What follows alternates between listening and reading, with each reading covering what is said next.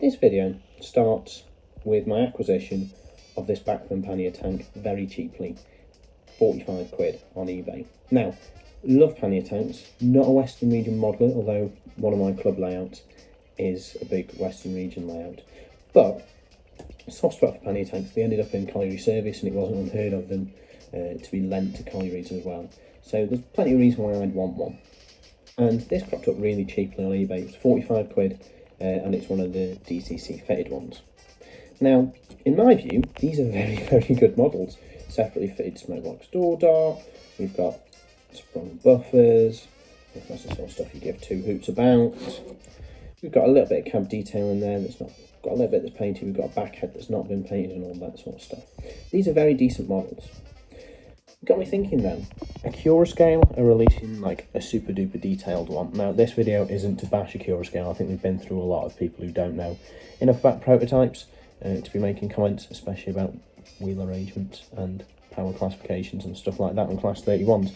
But basically, if I wanted one of these DCC fitted, so it's 140 quid for the model, plus 20 quid for an X18 decoder from Rails, 160 quid in it.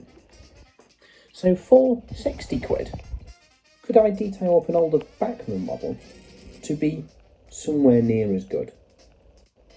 So that's my thinking, and that's the reason why the title's a little bit clickbaity and got 100 quid in it, because I'm trying to, for 100 quid less, make this 20-year-old model stand up almost to this brand new release.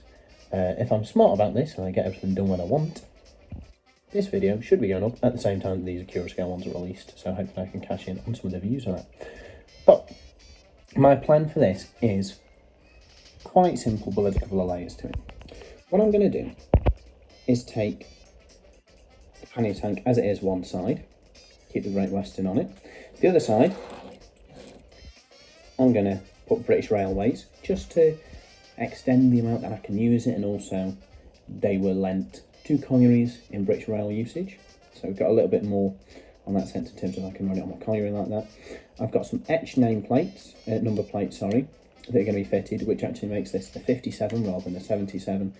To my knowledge, there's not loads of difference between them. I'm not a Pannier tank expert, but the 77s I think were a 1930s batch, where the 57s were a late 1920s batch, I think. But basically this will make it a little bit of a older locomotive.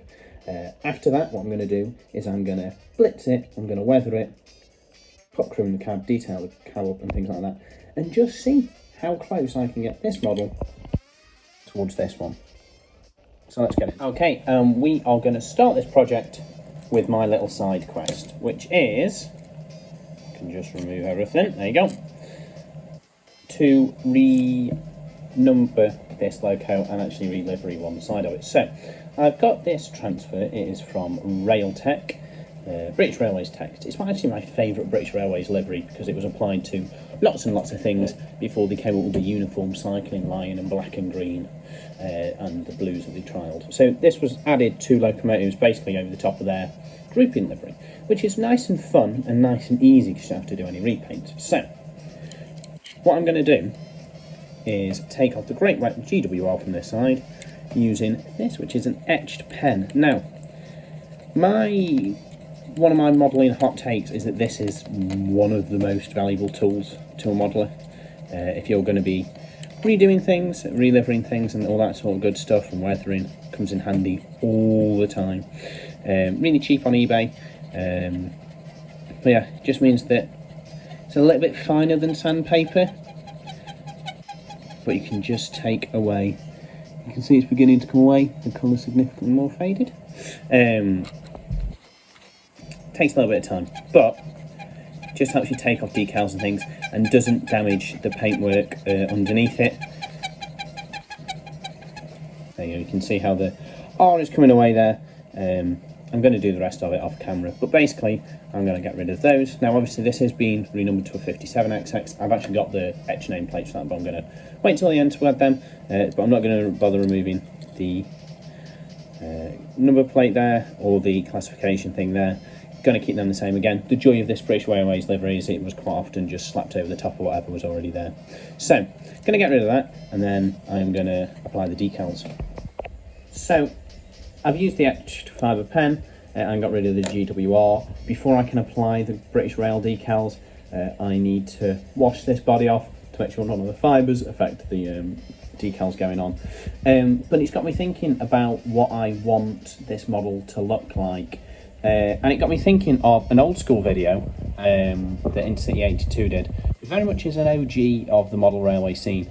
And basically, I remember watching this video, maybe even when it came out, if not a couple of years later. I'm just being taken aback by the weathering that I think it was Trident Trains had done to this pannier tank for him. So that's what I'm going to base my weathering on for this video and for this locomotive. It's based on this.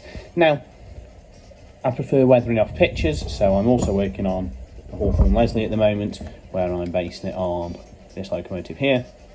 But not lots of pictures of green pannier tanks in service, so in colour.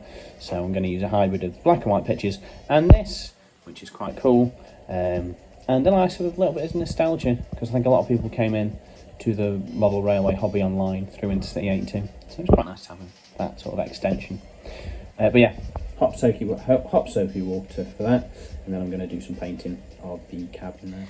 Now, while that's drying, the water's drying from the body, I'm going to turn my attention to the insides. Now, I've got two crew here who are partway through being worked on. These are both from that dapple sprue that everybody and their nanas used to put loco crews in cabs. Now, because it's a really enclosed cab, I really like Model U figures. Model U figures are phenomenal. I've got one here actually. I did until I dropped him. There we go. I've got a Model U figure here, right? And head and shoulders above the dapple figures. Head and shoulders above. Really fine detail and loads of detail on the actual clothes themselves, which work really well in open cab locos like this Hawthorne Leslie that I'm also working on. However, for closed cab locos, because I'm a bit of a cheapskate, I don't really see the point in using the really expensive Model U figures for that. So, especially because when you're looking into the cabs, you only really see outlines of the figures, so you don't see all the detail of the clothes and things like that. So these are going to be worked on a little bit more. The dapple figures are actually really good for this, but they've got enough detail on them, so it's interesting to look in. But there's not loads and loads of detail there, so I'll give them another couple of coats of paint, weather them up, drop them into kind of like the back side of the cab on the body itself. But in the meantime, what I'm going to do is continue painting some of the pipework with this metallic copper coloured paint. Just have to excuse me, just there you go. Now, this is where the Accurascale one runs away, I think, and more modern models do run away with these older models, is that they've got the firebox flecker and things like that, which if you think is really important, is going to make or break for you, but I think they're a bit naff, to be honest with you. That seems to be a bit of a controversial opinion, but I don't like it. It's a bit like sprung buff, it's a cool feature, but not that important and not massively realistic either. But yeah, anyway, just painting in this pipe work now. I'll do some other colours in the cab as well while we're here. But yeah, basically, just a little bit of detail in the cab, just so it's a little bit better than it was before. But yeah, like I say, I think cabs are one of the things that's come on massively since this model was released, and it's not that important to me having a firebox flicker. I've got a couple of locos with it, and if money said, I prefer they were a fiver cheaper than to have them, but yeah, each to their own, isn't it? But yeah, I'm just going to keep putting different colours in here and detailing it up in preparation for it to all be put back together after I've done the work on the outside. You join me mid decal application, just applying the Railtech decals now. I've applied the railways, but I forgot to film me putting the British bit on, so I'm going to do it again. Really simple, just water I used to put these on, and then some really cheap Boots hairspray. Really high-end stuff you can buy to help with your applying decals, but it's not always needed. But yeah, some you can buy like decal fix and stuff like that, but you know, it's not that deep. Sometimes that's needed. I have used it in the past, it was quite good to be fair. but just never got round to ever buying the second part of it, and found that you don't need it all the time.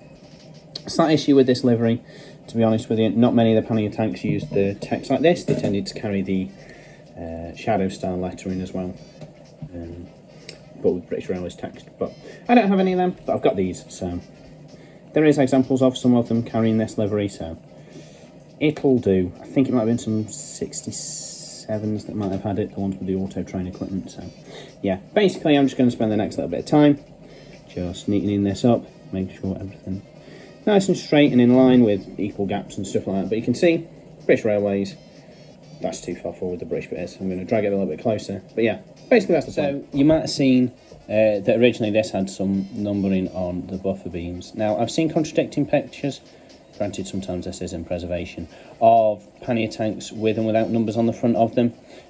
I've just painted over them because I don't actually have any decals to go over it, and obviously this is a sort of budgety project.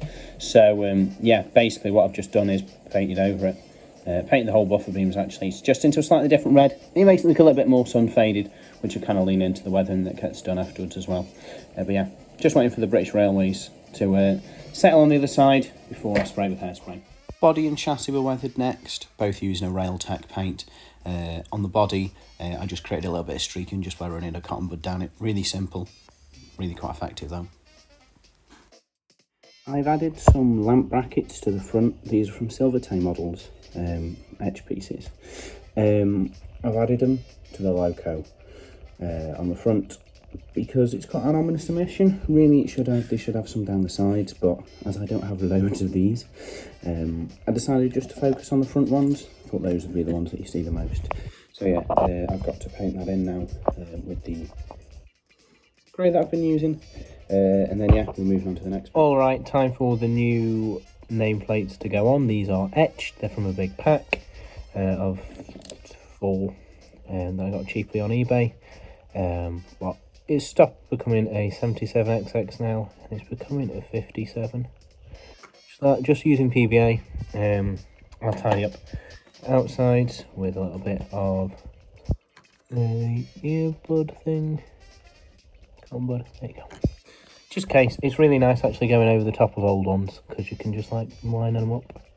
It's when you apply ones that are just like on their own and you kind of have to find where everything wants to fit.